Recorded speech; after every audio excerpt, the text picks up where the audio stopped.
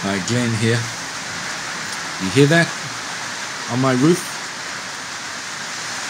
The sound of rain. It's a glorious thing in the workshop, but it is also the sound of my heart. But I must tell you that you're going to have to wait a bit longer for old brass to be finished. I didn't intend this, but I have come up with some things that I'm going to do with it before it's finished, things that will improve it, but which will require a degree of waiting, and I'm very sorry about that. If it's any sort of compensation, you'll still get to see me do all sorts of small, maybe moderately interesting, fiddly things as I approach the finish line. So what do? I put the tuners in, I put the nut in, I sort out the action, I shim the neck, kind of, and stuff like that. I put the string through ferrules into the back of the body as well. And if you stick around, if you do watch this video, you'll be treated, some might think it's a treat, to a brief demonstration of why we need string trees in Strat style headstocks that are not back angled. Because that's possibly the most interesting draw card for some people. I think that's maybe what I'll call this video. Is that clickbait? No, because it is accurate. Anyway, here you go. Enjoy. So this guitar is getting kind of the high-end treatment. You didn't see everything that I was doing with the frets. I was using these tools here. I did some spot leveling. There were one or two frets that were a little bit stubborn. I've dressed all the ends. I don't like to do this, but it was necessary. I superglued under the ends of a couple of frets and clamped them down and scraped and smoothed everything away. And now I'm going to polish the frets using auto sole. You get great results from this, but you do need to tape up your fretboard or it will get into the grain of the wood. I haven't used this stuff for a while, so it's separated a bit. Okay, that's not too bad.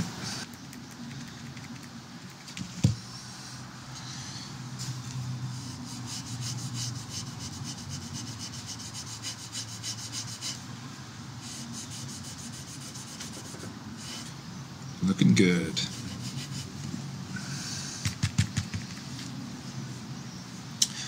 That's not normal, by the way, to pour it out on the table and then use it off the table. I just accidentally spilt some.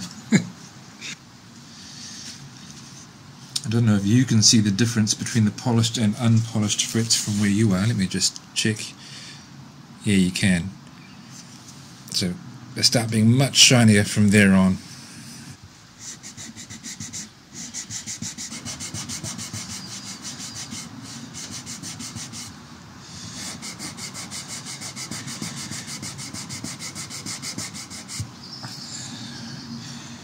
Okay, looking good. So, several things to do. I've got to finish cutting the hole slot for the nut. I've got to drill for the tuners, and I've got to carve the neck. But first of all, I have to overthink which comes first. Well, it's time to carve this neck, and I've had a tendency in the past, or at least in some types of necks, specifically Strat style necks, to often not necessarily follow the same exact standards that other guitar builders like Fender or Gibson might have used. Well, Fender in particular. In particular when it comes to the width of the neck. Sometimes mine have been slightly wider than is standard, partly because of the way that I add binding to the normal width of a fretboard. And you know, that's okay. Some people like quite wide necks, but I think I'm gravitating towards doing things in a much more standard way, just because that's what people are used to. That seems to be what people like. And so to that end, I'm using a neck profile template made by Stu Mack. I'm sure other people make them as well. And what I've got here is one for a 1992 Fender Stratocaster with a C profile, and it gives me the shape of the back of the neck at the 1st fret, at the 7th fret, and then at the 12th fret. And on the back of the neck here, where I'm about to start carving, I've marked the 1st and the 12th fret. I realise that I haven't marked the 7th fret, so let's do that now. There-ish. And just next to each of these lines that I've drawn on here, I'm going to carve the shape of the neck using this profile, and then using some shaping tools I will join all those profiles up into one smooth, straight transition.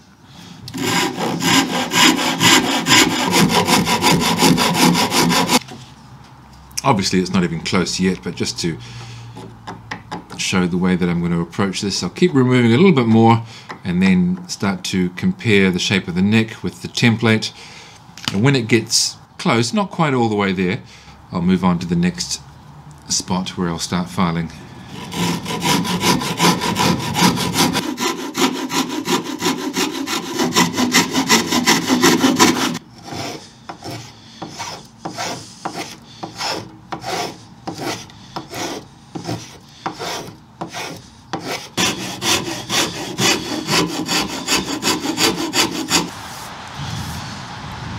So I'll just continue to sand the fine details.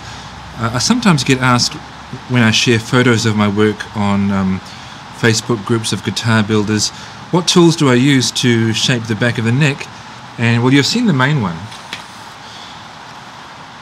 the Shinto saw file. That does most of the work. I used the spoke shave briefly. I can't see it just now, but that's not necessary. I really just do that because it's enjoyable.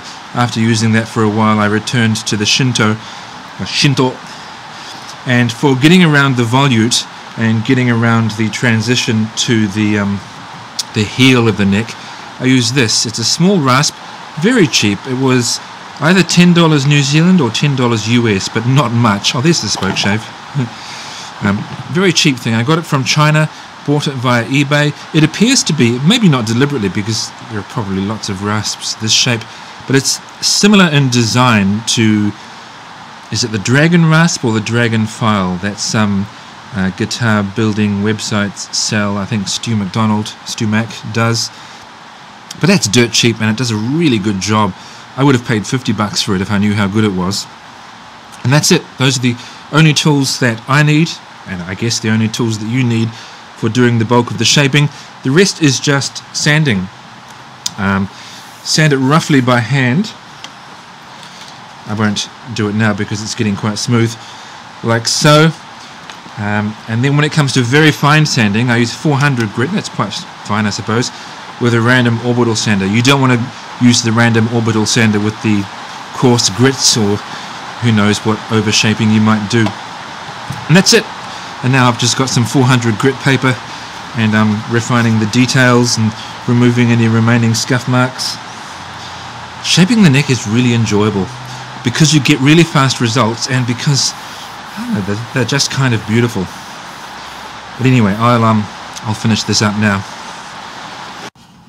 So we need to put these bushings in the back, or ferrules, which one is more correct, don't know, to accommodate the string ball so we can string through the body. And this is our opportunity to perfect the alignment of these string holes. They're pretty good, but on the bridge the end holes are not perfectly aligned with the others. They're a bit further this way, but we can eliminate that appearance through the way that we place the ferrules. I have a plate to guide the alignment of the ferrules or bushings. It works better for some bushings than others. These ones are actually about 1 millimeter smaller than the hole in the plate, but they can still be a very useful guide. It would be difficult to perform this operation well just trying to clamp that plate on to the body, so I'm not going to do that. Instead, I'm going to use the super glue and masking tape technique.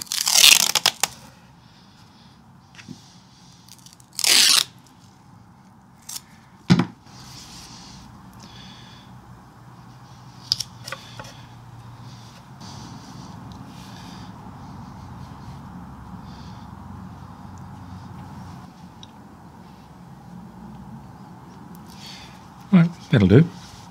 As long as the center hole of the ferrule, or bushing, feeds into that drilled hole in the body, this is going to work perfectly. I've got a drill bit that will make a nice tight fit with the bushing. I should better squeeze that in, yeah. If not, I can always make the hole slightly larger. Better to err on the side of being a little bit too small. So, over to the drill press.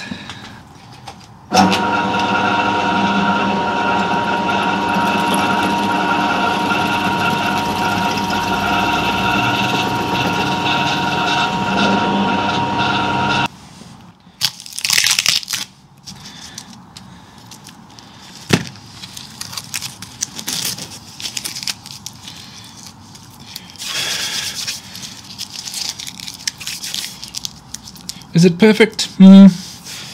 Maybe not, but I think it's closer to alignment than the holes by themselves were. Yeah, that's not quite going in. I'm gonna make those holes 0.5 millimeter bigger with the drill press again, but you don't need to see that. See, this is annoying. When I was using my 7 millimeter drill bit, they really weren't going to go in without some pounding, and I didn't want to do that. So I used 7.5 millimeters, and now they slide in too easily. Like, they would come out. I could super glue them in, but I don't. I suppose that's an option. But I'll have a look around online before I do that, because that does say to me that these are the wrong size. These must be an imperial size. Oh well, look, there's the solution to every problem. Time to stop for the day. If you've ever heard someone talk about how long it takes them to build a handmade guitar, or seen how much some people charge for them, and you've thought, that sounds like too long, or that sounds way too expensive, how do they justify that? I've watched YouTube videos of people building guitars, and it doesn't seem to take that long. It's because, or partly because, of what you don't see. And I'm spending quite a bit of time going over this body quite a few times, just spotting areas that I can see there are marks or small parts of the contour that need correction. And this is just one thing. It's the fine details, the sanding, my goodness, the sanding, the perfecting, the tweaking, there's more there, and so on. That's the reason it takes so long. I've said before, have I said it on video? I'm not sure, that mostly by hand I could whack out a guitar between 35 and 40 hours of work. Some people say they can do it in like 16, which seems crazy to me. I could do that. The fit and finish wouldn't be what everyone is looking for. I could, without too much trouble, spend 100 hours of guitar building hours and jumble my sentences on an instrument. What's labor? What's skilled, careful, slow, ponderous labor worth per hour? Suppose it was worth, I don't know, $50. Maybe it's not. Maybe it's only worth $30.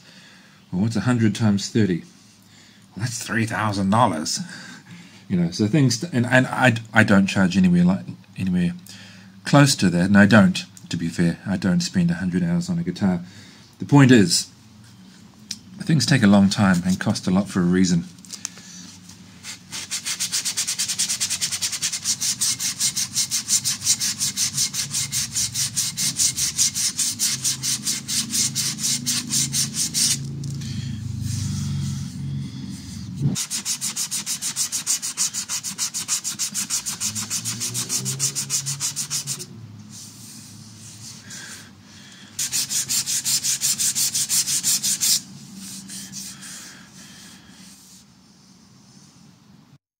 Working on the nut slot now, by which I don't mean the slots in the nut, I mean the slot for the nut in the fretboard. Now this fretboard came pre-slotted, which means that the slot for every fret was there, and there was one slot here at the beginning of the scale length for the nut, but there wasn't a second cut here because the maker of this neck doesn't assume that your nut will be of a certain thickness. You have to decide that for yourself. So my practice now is to cut it ever so slightly shy of where I want to go. So this won't quite squeeze in yet. And now I'm creeping up on it slowly with a straight needle file, just making the slot a tiny bit bigger. And then to make sure that the bottom of this slot is nice and flat for the nut to sit in, I have this nut slot file made by Hosco.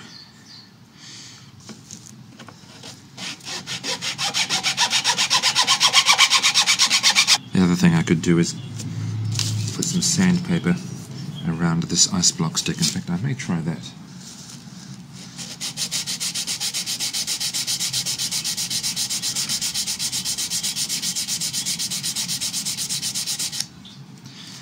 Oh, so close, so close. Right, you don't have to watch me continue to do this, you can see what I'm doing. Right, I believe I have this right now. Okay, that slides in fairly snug.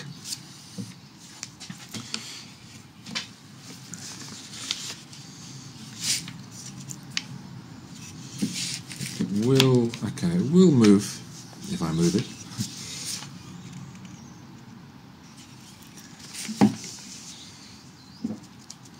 Nice. Okay.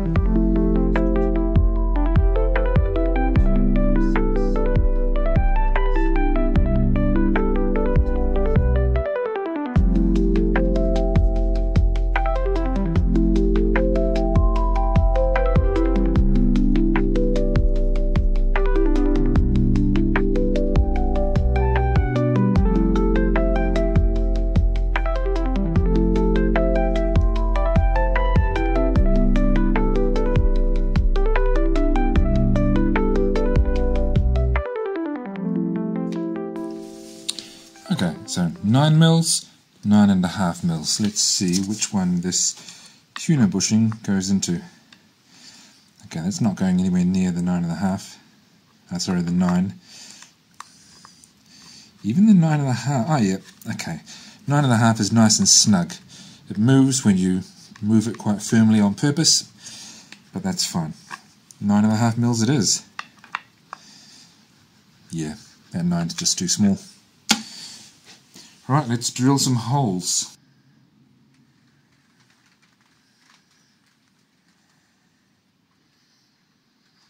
Right, I got some slightly larger string through ferrules. These ones are made by Gotto.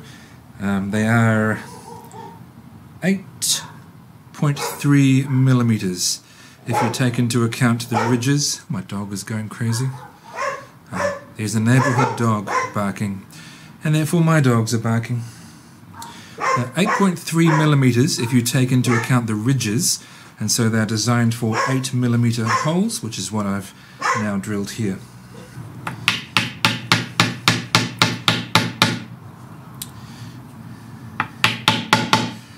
The finish is aged nickel. I don't think I've said that already. So they're not quite brass, but they're sort of aged looking metal. They do seem to fit the theme fairly well, and there's no real brass on the back, so well, on the back of the body, so it doesn't have to match anything. Some people really like the fine details of finishing up. I don't. Once I've done sort of the big parts of the job, I wish I had some elves, and not elves like Lord of the Rings, these really tall, fit humanoid creatures. I mean elves like that story, The Elves and the Shoemaker. The elves who will come into my workshop when I'm not here and do all these little jobs for me, test all the setup at least, and tell me what I need to do. You know, like, oh, the action's a little bit high, or you need to do this, or you need to do that. I don't like having to go through and do the little bits at the end of the process. Now I realise that I don't have any string trees picked out for this guitar, which is something I will need. I've got these gold coloured ones. They're probably a bit too gold. I will probably I'll probably order some, which is going to delay this slightly, and I don't like delays, but I think it's worth it to have the right look. Everything on the front of the guitar has a nice brassy theme going on, and I don't want to have anything standing out. But I don't need the string trees to set up the neck angle, or to check the neck angle. Alright, so the way I've got it set up now, oh, and the nut still needs to be properly cut, so in order to test the action up here, I fretted it at the first string, and that, I haven't measured it yet, but just to my eye and to my hand, that's a nice, slick, low, very low, but quite nice action. The trouble is, in order to do that, I have to adjust the saddle all the way down, which isn't necessarily ideal. It's not aesthetically pleasing, that's for sure. So what I may do, in fact I will do it, is I'll shim the neck, place a thin piece of wood behind the heel of the neck. In fact, this is really going to be a permanent change that I want to make to the guitar. So what I'm really going to be doing is building up the neck pocket by gluing in another layer of wood, which is fine. You won't even know it's there.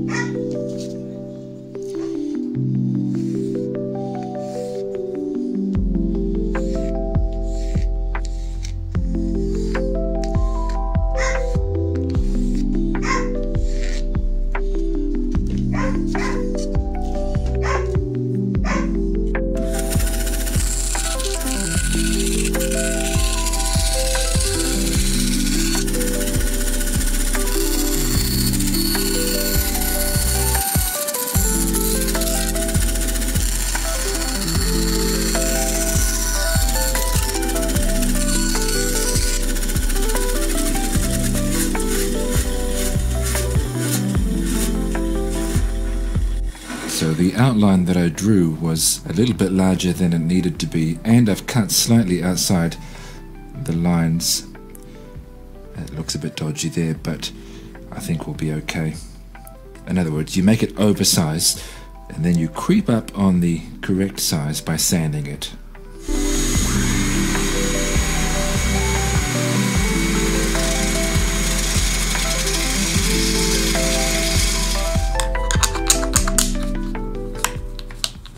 Okay, now that's a decent snug fit. I can see some tiny little gaps at various points, but I'll show you what I'm going to do about those.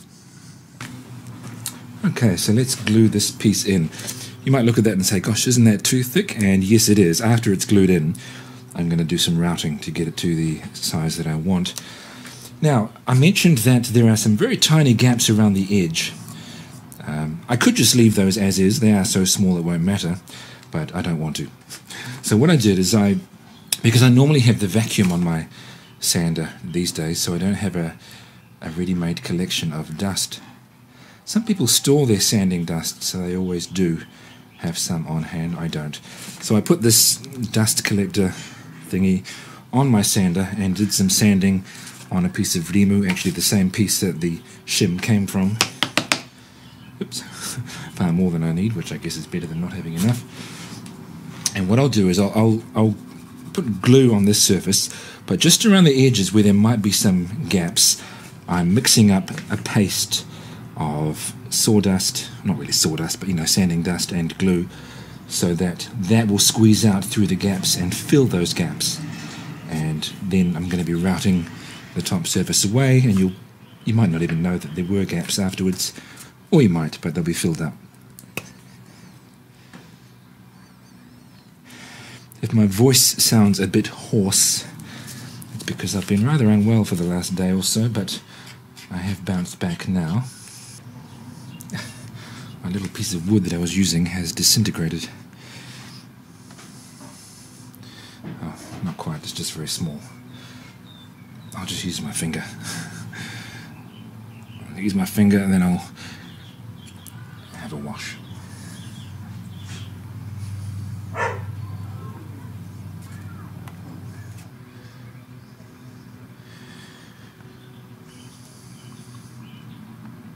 Alright, that should do it. Now for the rest, I've got all this excess dust sitting here. For the rest, I'll just apply some glue.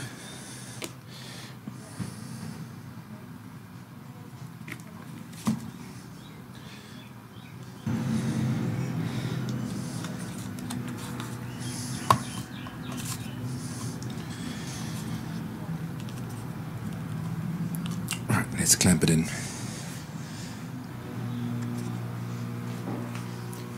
I was only able to get 2 clamps in there, but looking around the front edge and just looking around in general, I think that's probably enough. So I'll leave that now, and I'll come back to this tomorrow and start doing some cleaning up and routing to its final shape. So I'm thinking about the best way to go about routing the bottom of this neck pocket to its final shape, and I've decided to add a slight back angle which will lower the action. And I've done that by just sitting the template on the top of the guitar body, but I've propped up one end of it using, and you may not even be able to see them, several of my sanding discs, which is going to create a very shallow angle. I could sit something on here and measure approximately what that would be, but it's, I don't know, maybe 1 degree, which is very little. I would have shown you the routing process, which I'm halfway through now, but you wouldn't really be able to see much because my hands would be here and it's all happening in this little enclosed space. You would just see me holding the router while it makes the noise, but the principle is pretty simple. I'm cutting an angled surface onto that thin shim, and when that's done, we'll put the neck back in there and see what we've got. I have just one string back on, the high E string. There is some adjustment either way now in that saddle. It's sitting fairly high, but it could go higher. And that, to my playing hand, feels like a fairly nice action. It could go lower if someone prefers it that way, but I'm happy with that now. It's a bit too high down this end, but that's because I haven't yet finished cutting the slot. So, this is good. This is good. I think that means I've got the neck angle and the neck height about right.